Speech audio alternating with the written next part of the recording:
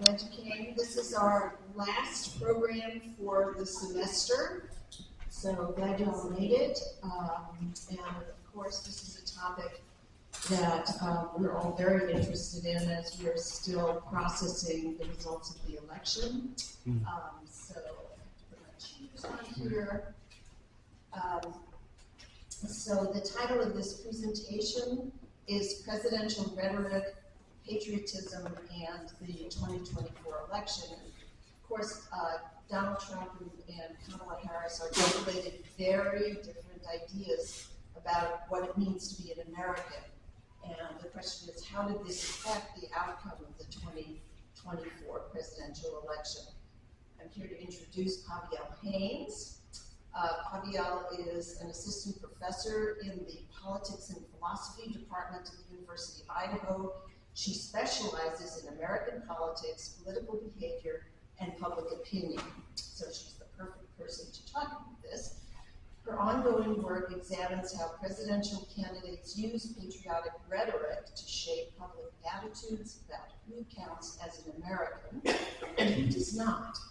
She holds BAs in political science and psychology from Montana State University and received her PhD from the Department of Politics at Princeton University in 2018. So please help me welcome Pavielle Haines.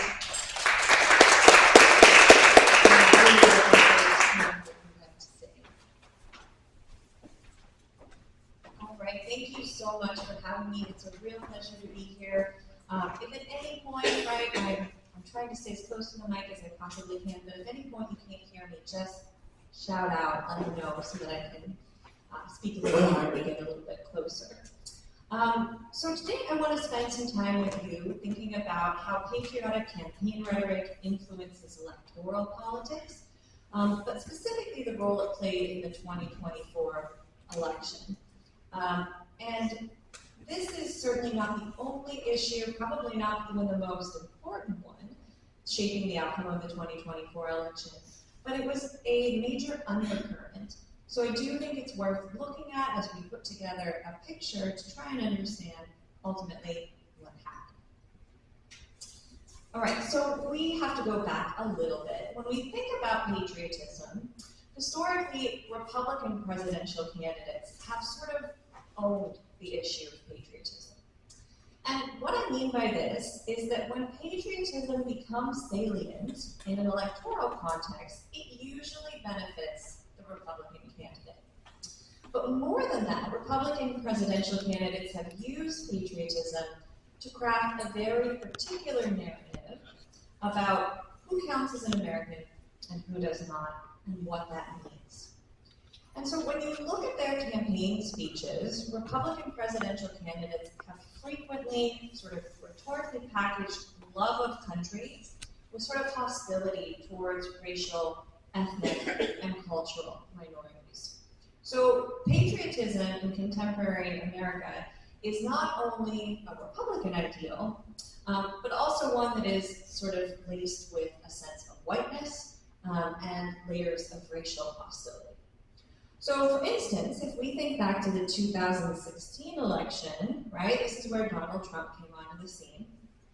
And throughout his campaign, he promised to make America great again by defeating the alleged cultural threat posed by immigrants and minorities, right? That was a key part of what he said he was going to do. And he wrapped that up in sort of a package that was all about patriotism and love of country and making America great again by taking it back to its roots.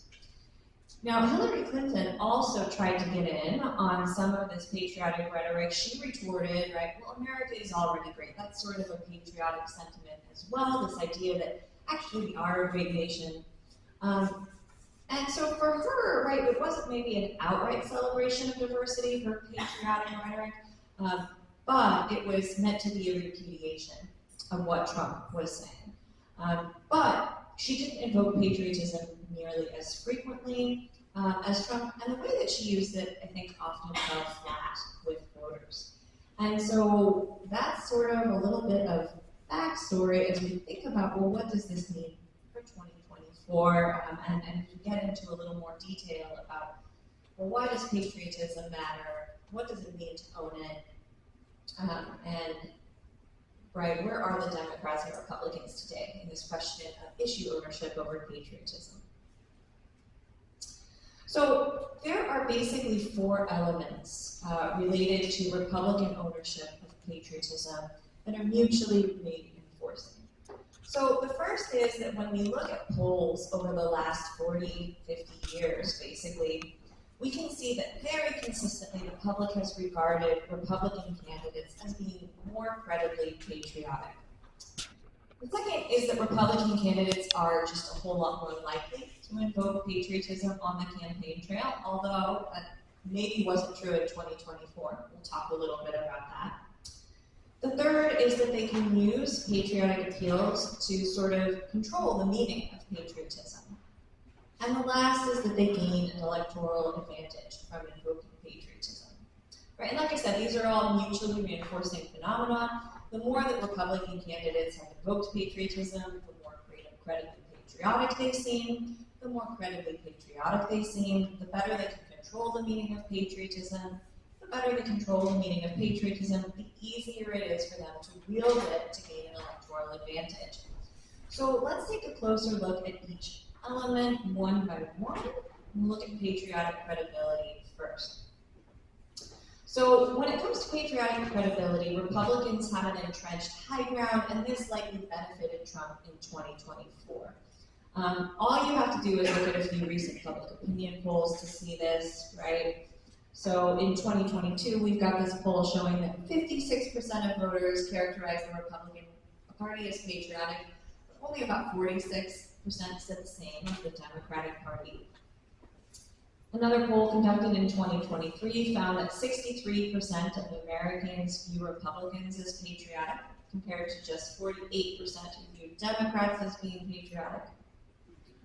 And then a different poll in 2023 found that 43% of voters thought the GOP was closer to their view of patriotism, while just 29% said the same thing of Democrats. And then we've got sort of the most recent poll that I've got up here from battleground states in early 2024, and that found an 11-point advantage for Republican candidates, not just Trump, but all Republican candidates writ large, on being patriotic, right? They tended to be regarded as being more credibly patriotic, right? So that's sort of the backdrop that we have going in, right? Trump was running as a Republican, so he has this advantage of automatically probably going to be seen as more credibly patriotic. And then we can take a look at more frequent use of patriotic appeals. And this gets into some research that I have done. So here's some data from my own work. And basically, I went through and looked at all the available transcripts of campaign speeches from 1980 through 2016. I've got to do some updating now, right, for the last two elections. That's a work in progress. And looked at how often candidates invoked patriotism. And so this bar chart shows the percentage of their sentences, each sentence that they uttered, of each of the major presidential candidates' campaign speeches from 1980 through 2016 that contained some sort of patriotic appeal. Whether that was, I'm proud to be American, I love this country, America is a great country, right? Sentiments along those lines. So the red bars are our Republicans, and the blue are the Democrats. And the first thing that we should notice, actually, is that a very large percentage of campaign speeches are devoted to patriotic rhetoric. If you think about the sheer number of topics that candidates have to cover on the campaign trail, the fact that they are devoting upwards of 4 and 5 and sometimes all the way up to 14, 15% of their campaign speeches to talking about patriotism is quite a bit, and it's really actually very impressive. This is an important issue to them. Yes? My brain isn't going back that far. Who was the presidential candidates in 96? In 96? So that would be Clinton, right? Yeah. Yeah, and we have a little lull in patriotic rhetoric right there, and then after 9/11, it shoots way back up.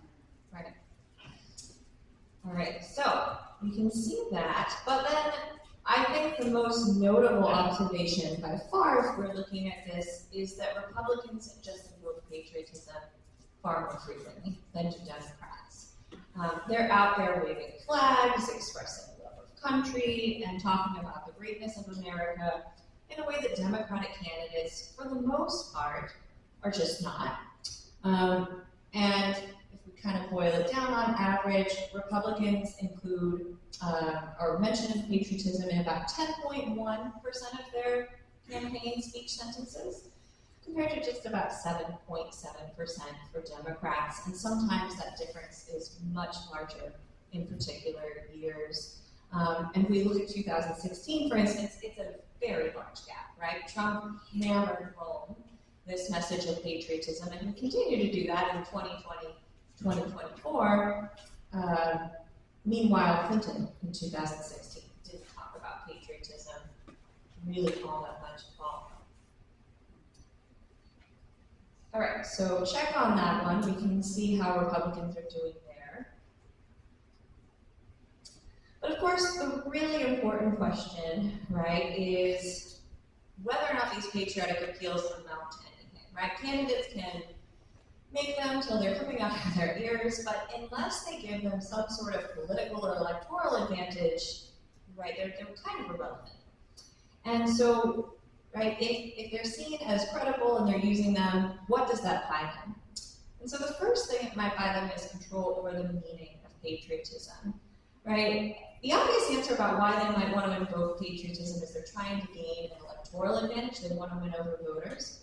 But we'll get to that in a minute. The other thing that they may be looking to do is craft and control some sort of narrative about American identity.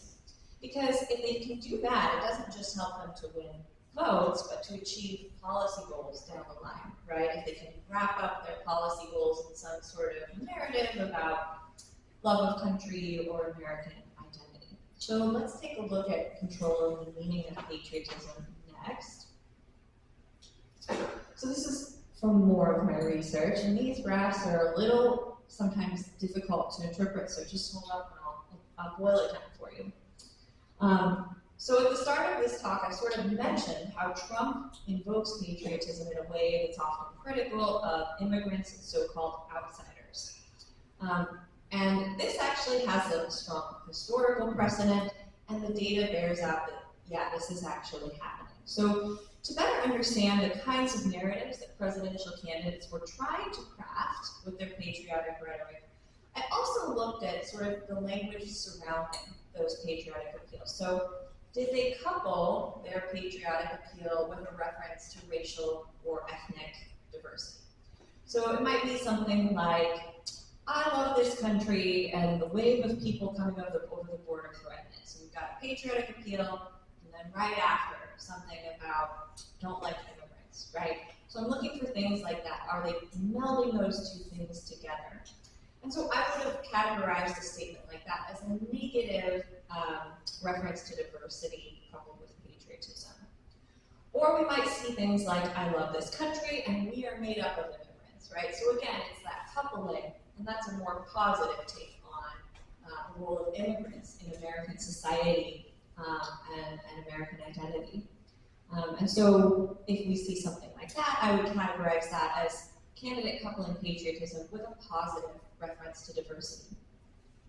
So when we look at these graphs, basically what they show is how often candidates made these couplings, right? How often they paired patriotism with either positive or neutral versus negative references to diversity. And so when we look at Democratic candidates, right, what we can see is the orange bars show the percentage of patriotic appeals that were coupled with negative references to diversity. It's not very high. They do a lot of coupling of positive or neutral references to diversity, particularly when we get to Obama and Clinton, right? But when we get to Republicans, it's a little bit different looking. So we can see that Republicans, one, are coupling more of their patriotic appeals with references to diversity overall, right? They actually have more positive or neutral references to diversity coupled with their patriotic appeals than Democrats do overall, but the number of negative references that they're pairing with patriotic appeals are a lot higher, particularly for Trump. If we look at 2016, it's kind of astounding. 25% of his patriotic appeals were also sort of coupled with some sort of negative reference to diversity. And so we can see that there is this narrative that has been building among the Republican Party about the nature of patriotism, the nature of American identity, which is that, hey, we don't like racial minorities, we don't like immigrants, we think it's a threat to the American way of life, right? That message has come up since Reagan, and so Trump, right, takes that to an extreme, but in many ways it's a continuation of something that was already happening. He's building on a narrative that already existed, and he was able to just run with it. And so, do these sort of couplings have any actual impacts? So to test this, I did a survey experiment actually, and I recruited a nationally representative sample of 1,500 white Americans. And then at the start of the survey, I asked them just some basic demographic questions, right? Age, gender, education, socioeconomic status, things like that. And then the next thing was that people were sort of randomly assigned to be in one of 3 treatment groups.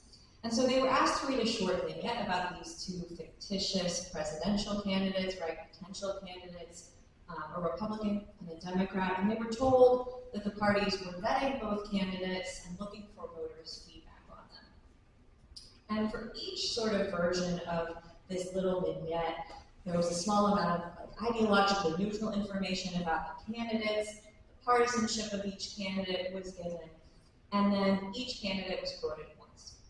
So in the control condition, right, the first group of people, the vignette they read, there were no patriotic appeals made, right? The candidates were quoted on the importance of the upcoming election. In the second vignette, the Democratic candidate made a patriotic appeal, and it was very basic sounding, right? It was something like, I'm proud to call myself an American. Americans, right, have a lot of courage and wisdom. I know they're going to make the right choice this election. I love my country. My countrymen are great. Simple as that. And then in the third version, the exact same patriotic appeal was made, except it was made by the Republican candidate this time, right? So we're trying to look at how do these appeals work, and do we see a difference based on who makes them? And then at the end, I asked them some questions about which candidate they preferred. I also asked them some questions about how they felt towards different social groups in the United States. Oh, and I even got the exact quote. There we go. So the control is, there are many challenges that must be faced, but I believe that people already know of this. They must show courage and wisdom. And then this is the patriotic appeal. There are many challenges that this country must face, but I believe in the greatness of our country, and I'm proud to call myself an American. I'm confident in the courage and wisdom of the American people. So that's the patriotic appeal. I'm going to get to the electoral effects in just a minute, but I want to first look at how these patriotic appeals affected group attitudes.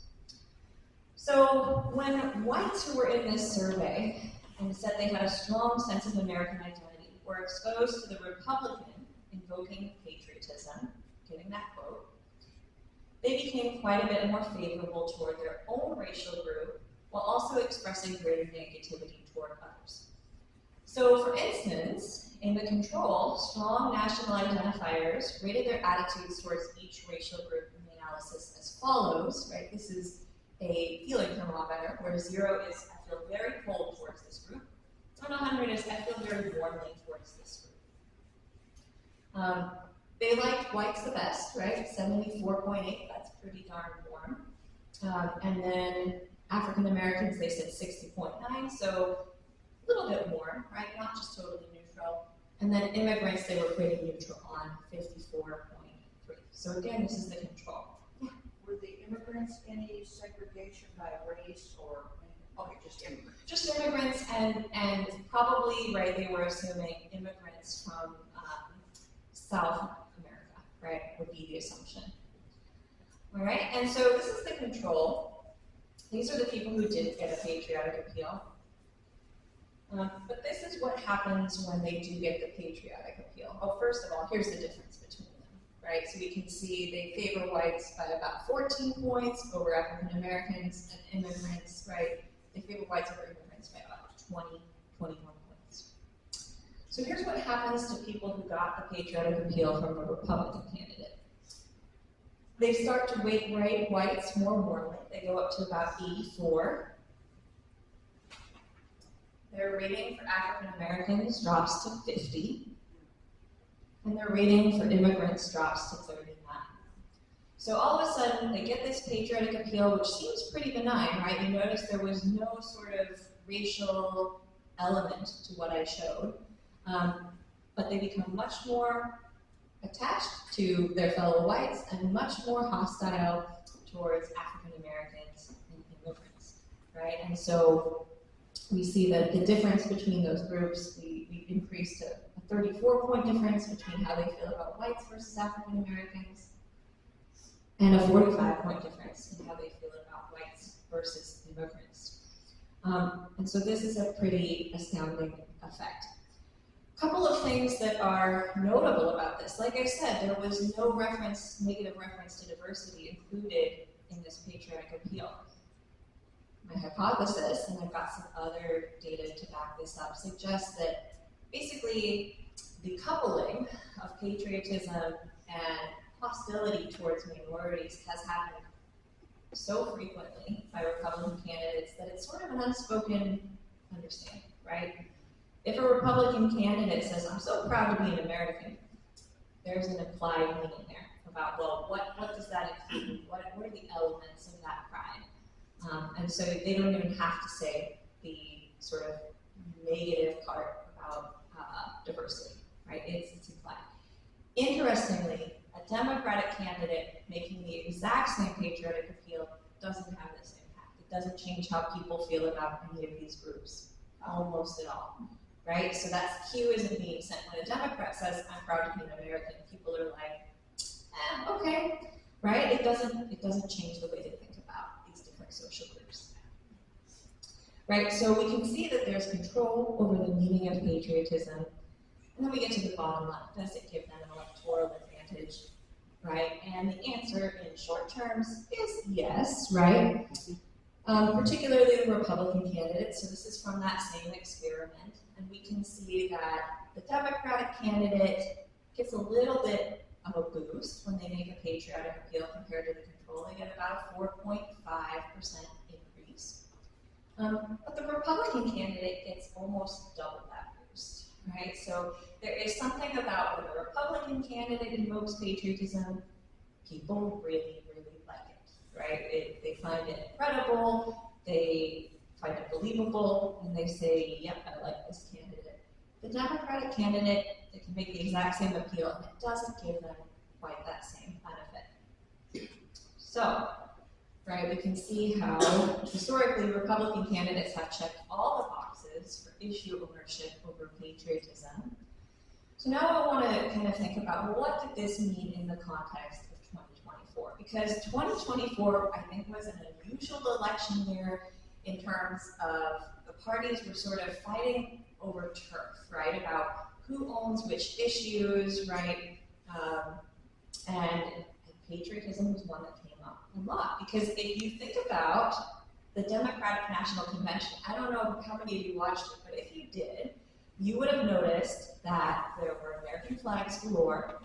People were chanting USA, USA, right? And Harris kept hammering home, right, how great a country this was. She really doubled down on patriotism as a major theme in her campaign in a way that no Democratic candidate in the past 40-some years really has. Right, the Democrats have historically just said, yep, Republicans only issue patriotism, we'll let them have it. And Harris tried to push the gamut, right? She tried to say, I think there's an opening here, I think we can reclaim patriotism. And probably that logic sort of made sense, right? Trump was going around saying America, right, was devolving into a third world country. That doesn't sound very patriotic, right? And he sort of turned his back on a lot of the typical patriotic narratives that the Republican Party had been developing over the last 40 years. So I think thought she had a chance here to reclaim patriotism, to create a narrative based on sort of inclusion and progressive ideals, and maybe that would give her an electoral advantage. Right, and like I said, probably she thought this because Trump was flouting so many of the GOP's tried and true patriotic tropes. Avoiding harsh criticisms of the country, I mentioned that one, right? He's been very critical, not just of Biden and the Biden administration, but, truly saying our country is, in terrible shape. Also honoring veterans, right? That's been a major component of the Republican Party's patriotic narrative for the last 40 years, and Trump really walked that back, right? There was the debacle at Arlington Cemetery, right? And so that seemed a little bit like he doesn't seem to be towing the line here with the patriotic narrative that Republicans have cultivated that seems to work, so maybe was probably Harris's logic.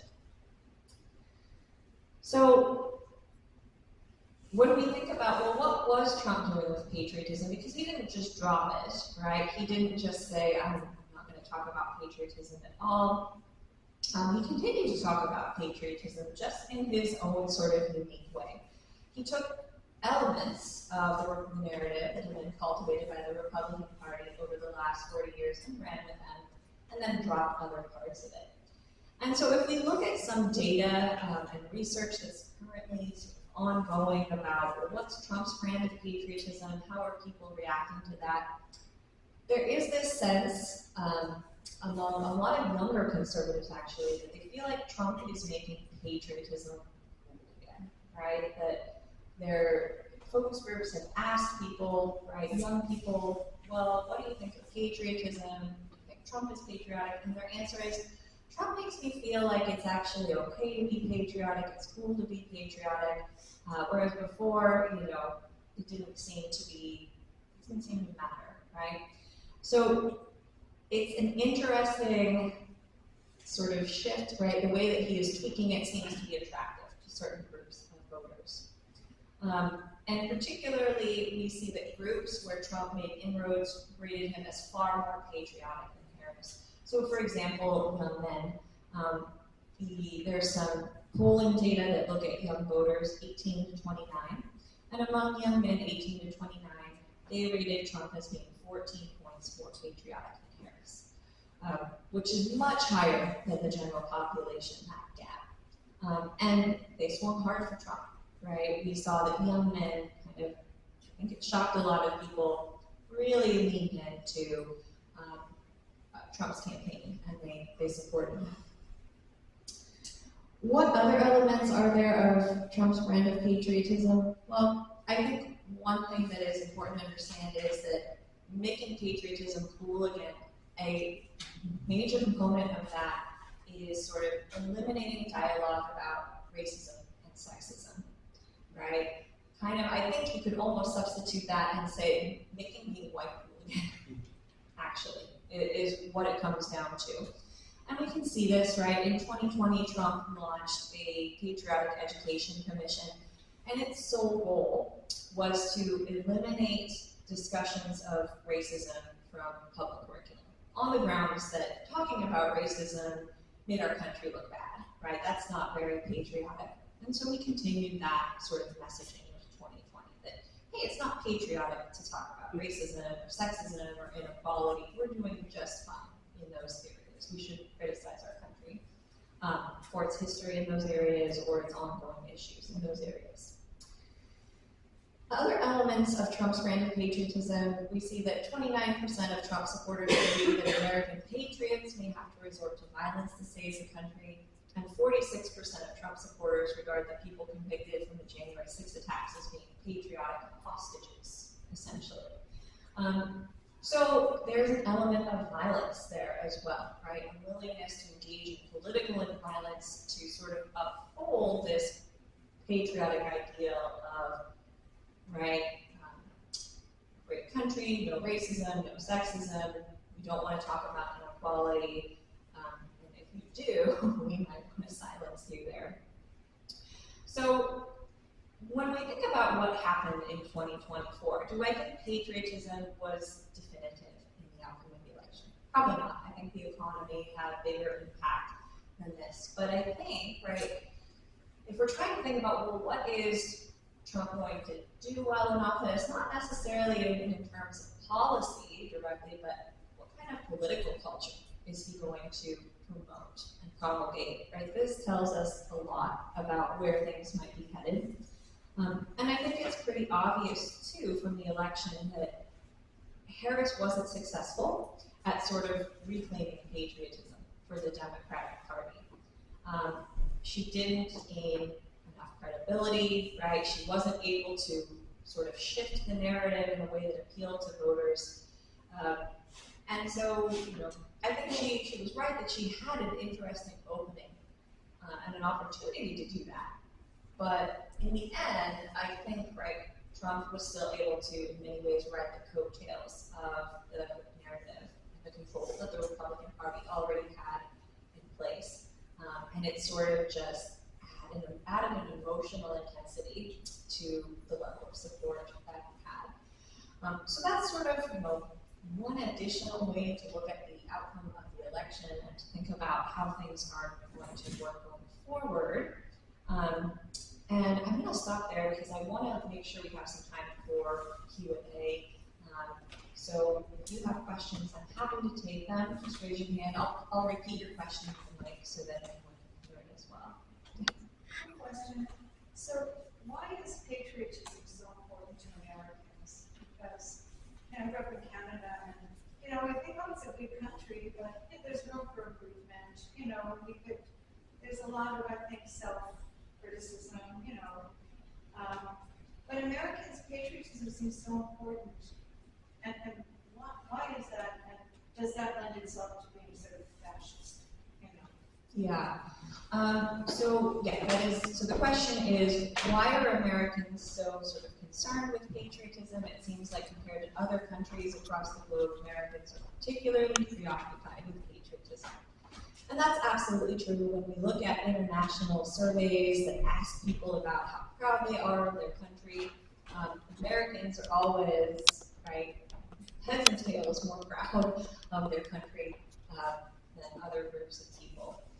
And I think this ties into American exceptionalism, right? There's a long history of Americans feeling like their country is exceptional, right? It's sort of baked into the idea of the revolution. And patriotism is an offshoot, I think, of that. And so I think historically, right, patriotism has always been a core component of America's political culture in a way that is not necessarily true in other countries. Can this lead to fascism? Is this a good thing or a bad thing? Well, as with so many things, it sort of depends. There are real advantages to having a strong patriotic culture, right? So one might think that, well, if people are patriotic, right, they feel that we should put country above all else, above other divisions, right? That we're united by a shared national identity. And so that can be a really important way to bond fellow citizens together, to encourage pro-social behaviors, right? Policies that benefit the common good, right? If people sort of feel like they are at odds with their fellow citizens, maybe they don't want policies that, would be for the common good because, hey, it would also mean that this group of people that I don't really like get it too. So patriotism actually has the potential to be a very positive sort of social force, right? But then, of course, it can also be twisted, right, and used to sow division. And so it really just depends on, I think, what we do with patriotism, right? It's a very slippery kind of socially constructed ideal. And so its meaning, right, like Harris tried to change its meaning to be that more progressive and inclusive. She didn't succeed, right? But I do think, right, the impact that it has depends on how we go about using it. It can be used for good or it can be used for ill. And it's going to magnify, right, whichever direction we go in, right, it's going to magnify the impact.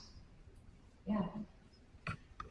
So if patriotism, if making patriotism cool again is sort of a substitute for making being white cool again, how much did Harris's color play in the outcome of the election?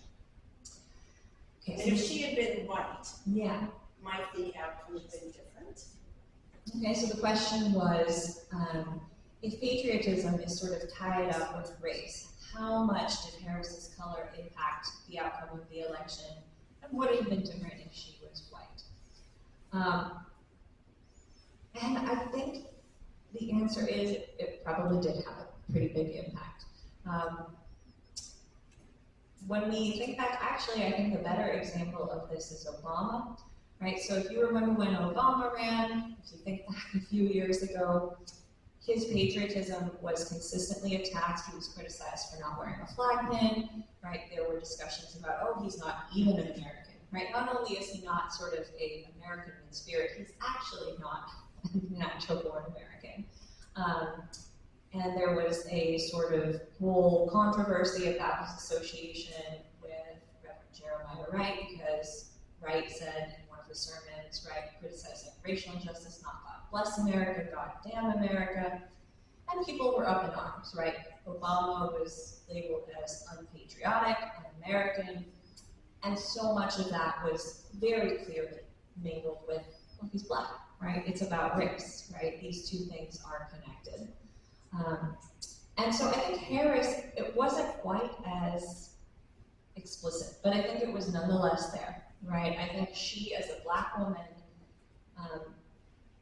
had a much harder time articulating patriotism in a credible way, right? In a way that would appeal to the swing voters that she needed to get, especially when we have this history of patriotism being mingled with whiteness. So yeah, I think that was an uphill battle for her because of her race. I've read several articles recently regarding the impact of outside money, these independent entities that have been drumming on topics like patriotism and without connection necessarily to either campaign. And what has been the impact? Because as I understand it, like for instance here in Idaho, something over $400,000 was spent on, I mean, it is just incredible. I mean, $1 million is nothing. And what is that outside shaping tool have on our own ideas of what patriot is or is not?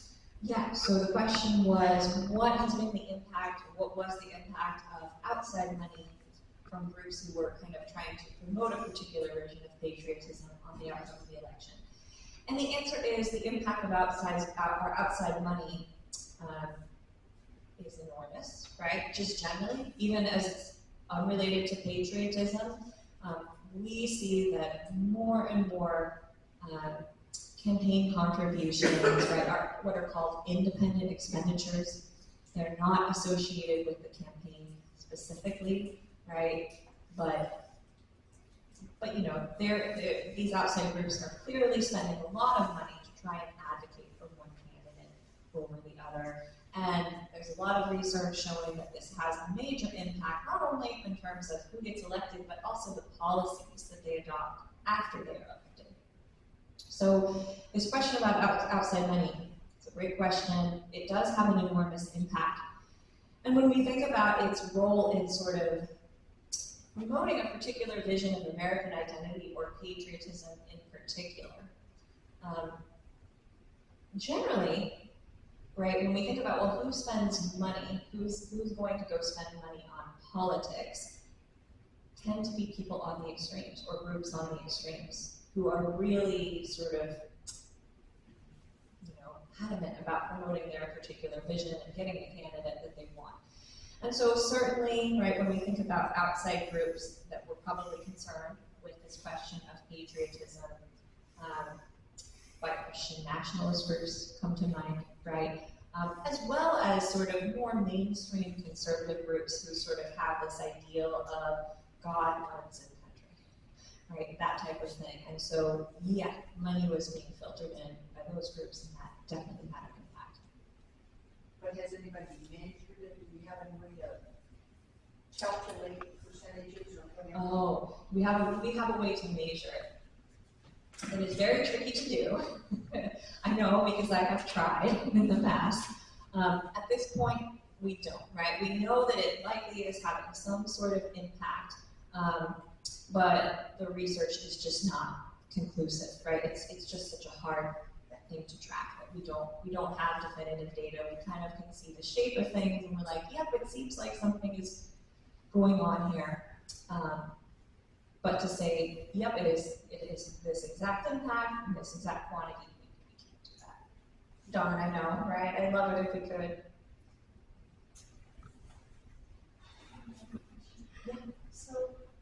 So patriotism seems to be to go with military and military with war.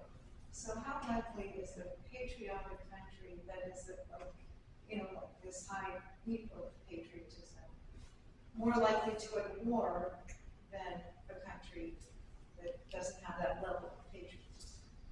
So again, it kind of depends on how you define patriotism.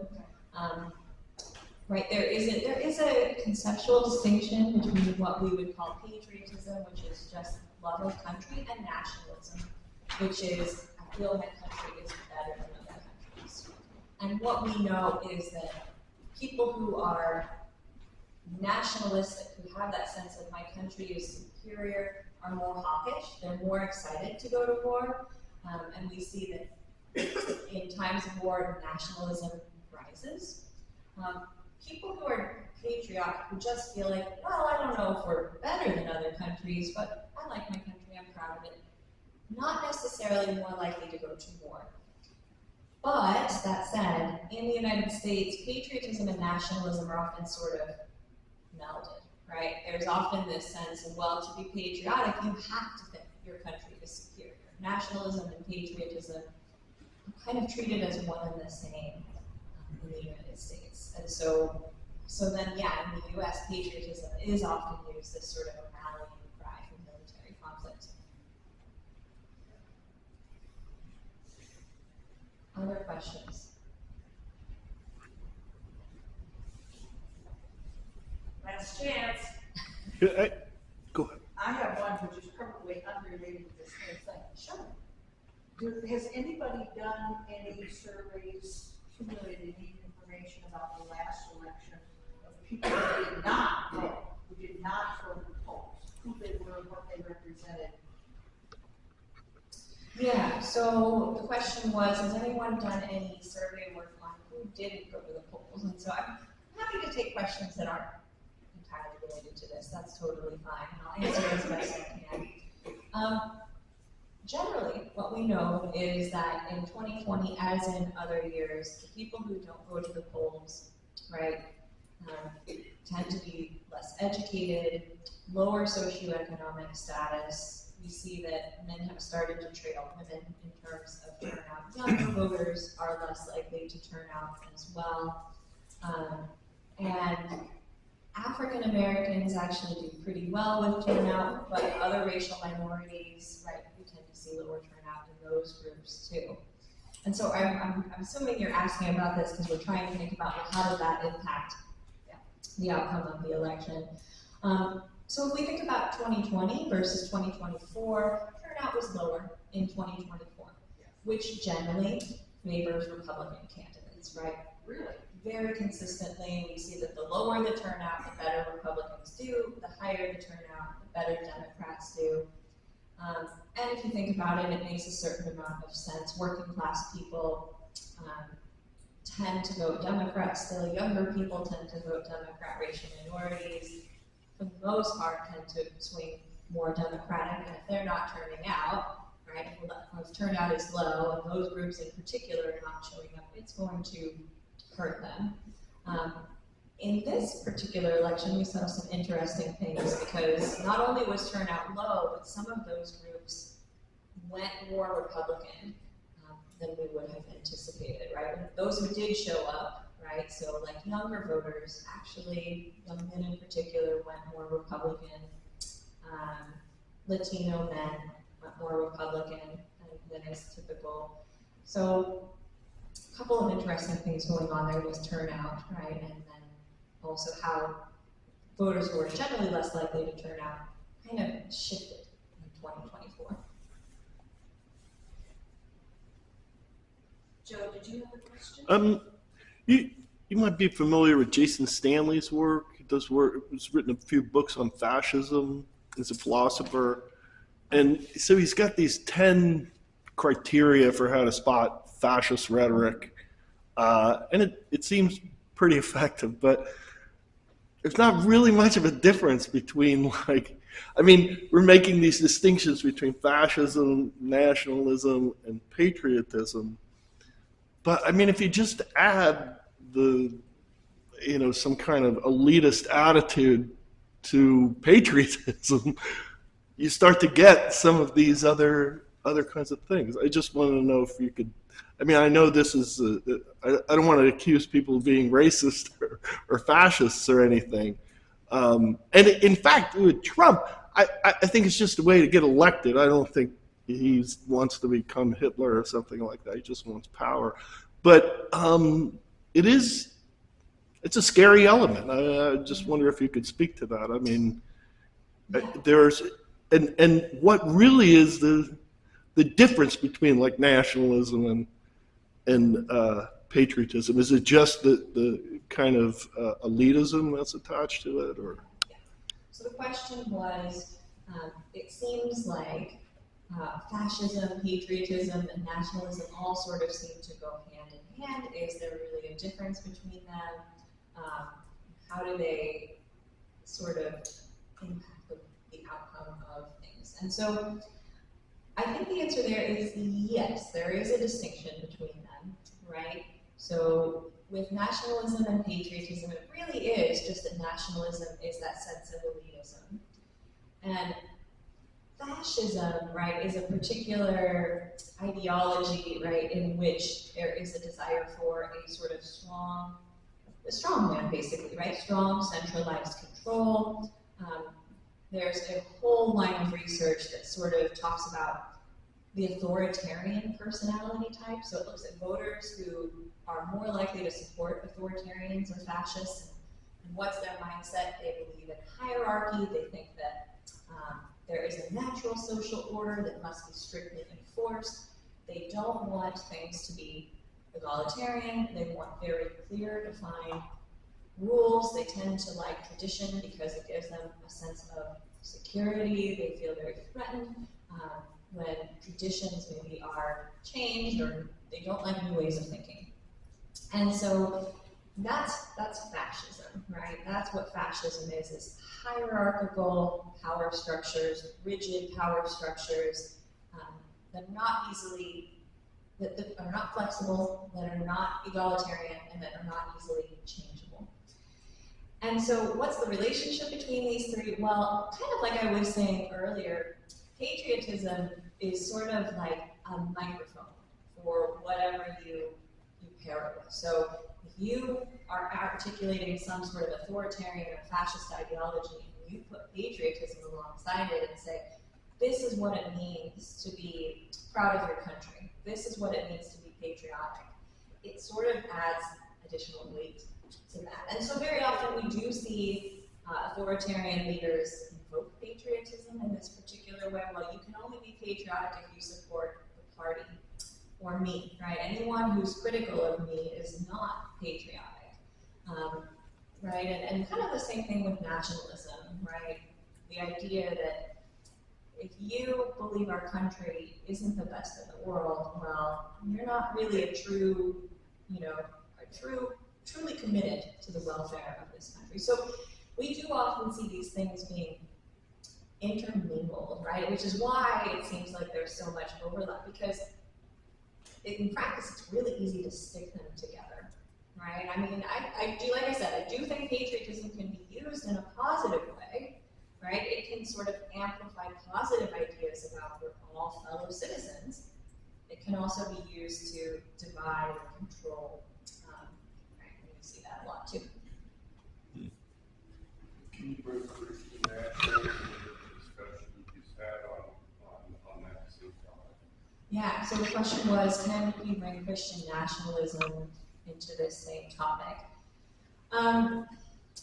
And so I am not an expert in Christian nationalism, so I want to be clear that I'm not sort of talking about the research on this authoritatively. It's not my own work, it's what I'm familiar with that other people have looked at. But one element of Christian nationalism that seems to come up repeatedly as it relates to patriotism is this idea that we are a Christian nation, right? And part of being a patriot, right, is buying into that idea and supporting that idea that our Constitution is a Christian document, the framers were Christian, and so our political system should be structured in a way that reflects that. And if you are against that, that's not a patriotic stance, because you are going against sort of the history, right, of our country, the foundations of our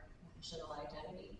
So white Christian nationalism or Christian nationalism, we do often see, patriotism bleeds into that as well. They use it to sort of, like I said, it's a microphone, it's an amplifier to soup up their ideas about the way that the United States should look.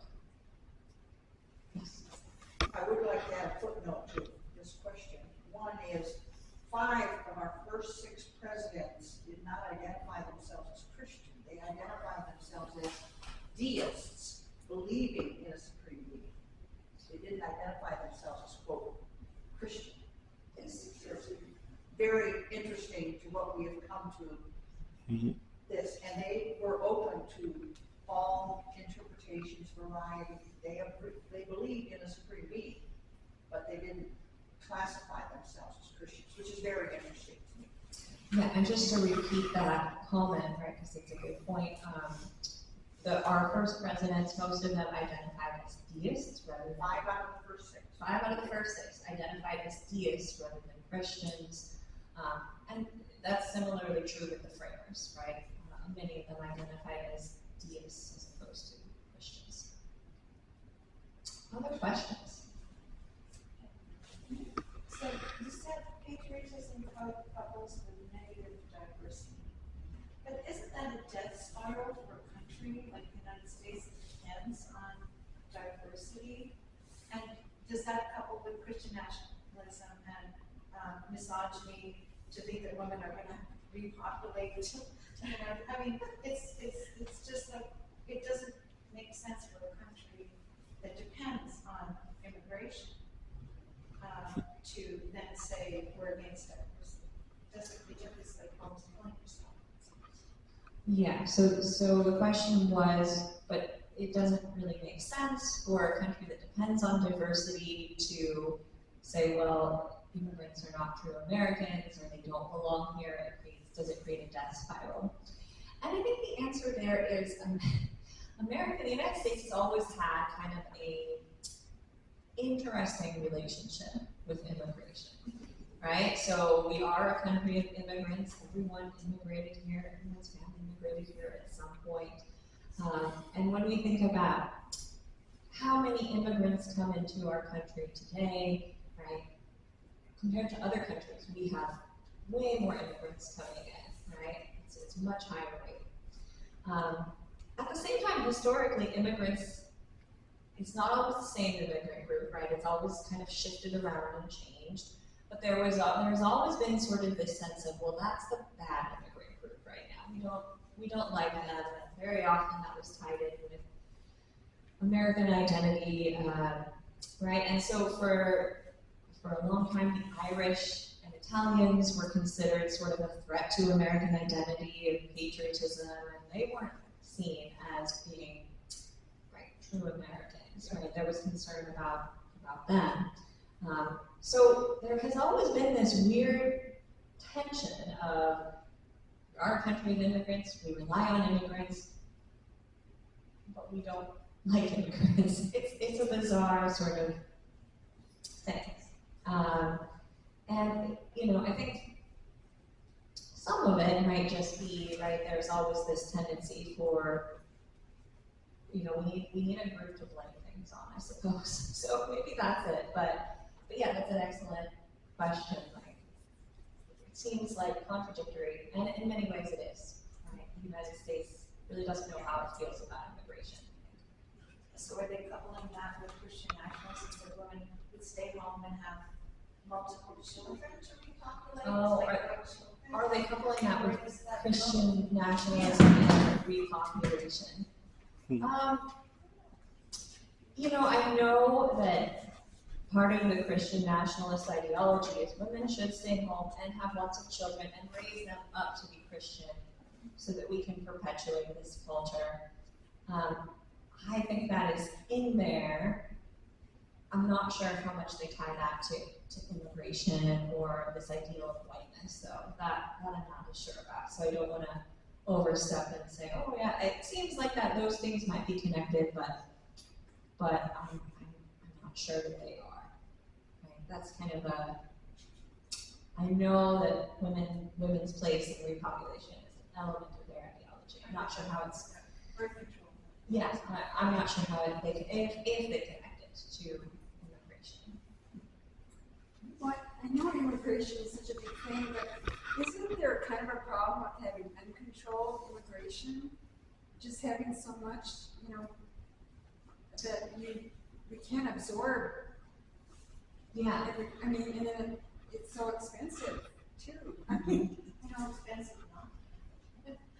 well, I I understand we need immigrants too, but I don't know, it seems kind of complex. The question was, isn't there a problem with uncontrolled immigration or illegal immigration? Right? How do we think about that?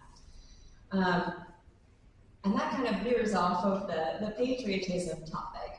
But, you know, when we think about the U.S.'s immigration system, it's extremely convoluted. Yes. It is very hard to enter the country legally. It takes a lot of money in education. And so, yeah, we have people who come illegally because they don't feel that they have any other option. From a normative perspective, I'm not going to get into is that good or bad. If we're thinking about economically, undocumented immigrants make up a large portion of our labor pool, right? They provide inexpensive labor, it boosts our economy. And they are not entitled to most of our social benefits. So like they can't access welfare, they can't access Social Security, they can't access Medicare or Medicaid. Pretty much the only thing they can access is public education. Their children can go to public schools. And I think their kids can access CHIP, right? Child's health insurance. So they're not getting a lot of our social goods and they contribute to our economy. That said, would it probably be better if we had a more streamlined process for legal immigration? I think so, right? Right, because having people who are undocumented does create a lot of, right, we don't know who's here, it leaves them vulnerable. There are all sorts of problems that go along with that, but actually the biggest tussle politically right now is, right, not so much undocumented immigrants, I would say, as refugees. That's where a lot of the political conflict is centered right now. And people often confuse refugees who are seeking asylum with undocumented immigrants. They're not quite the same thing, right? So when a refugee enters, they have to request to get a hearing, right? And then there's this big question of, well, can they come into the country and wait here until their hearing, or do they have to wait somewhere else? And if they wait here and they're undocumented, it's a whole thing. One good example of that is some of the people we evacuated from Afghanistan who left the country are still in the pipeline. They still, after 3.5 years, have not been processed.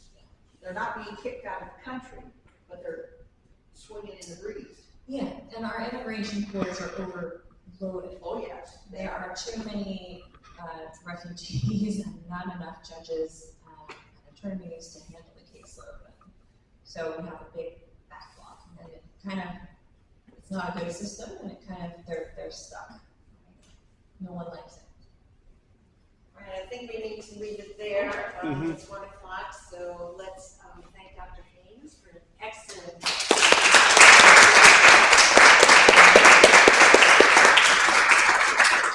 All right, thank you for coming. This, as I said, is the last program for this semester. We'll start again sometime in January, most likely. The committee needs to meet to decide when we'll start, so keep tabs on your emails, and you'll hear from us about when the next program is. So have wonderful holidays, everybody. Are we participating in the alternative giving market? I know Chris Sokol is going to look into it. We have a board meeting tonight. I'll know the answer to that. Because it's like I'm our sure it will be published. Yeah. But Thank I don't you. know the answer. The voice of knowledge right there. So thanks, everybody, and we'll see you